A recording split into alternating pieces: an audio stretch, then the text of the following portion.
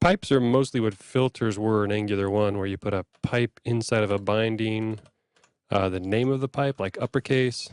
I'll hit save, and you can see that each of my to-dos will switch to uppercase. And Angular 2 ships with a very limited set of pipes. So don't expect to be able to do much more than uppercase, lowercase, JSON, and very simple things before you have to write your own. So let's go ahead and write our own first pipe, because it's much more interesting to filter out this array of to-dos rather than just, manipulating a simple string. So we'll start with writing a pipe that can find each to-do that starts with the letter S. So to create a pipe, I'll come and create a new TypeScript file. I'll call it search pipe.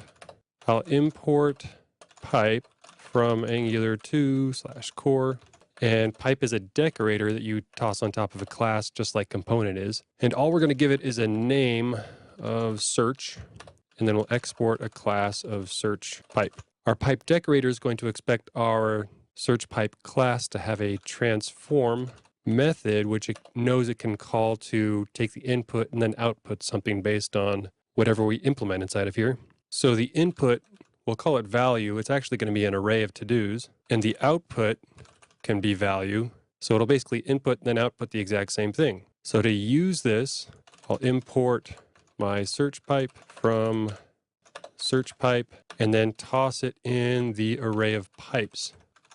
So you can just think that my template here has directives, it has pipes, and each of those need to be put in arrays so the template knows where to look for those. And then because I named my pipe search, I can add it onto my array here. And right now it doesn't do anything because it just returns that exact same result set. So what I want to implement is returning a filtered set. So if I say value filter, because filter is a method on array, and then I'll use an arrow function to check against every item. Now an item is going to be a to-do model. So my item has a title, and I'm going to check if it starts with the letter S.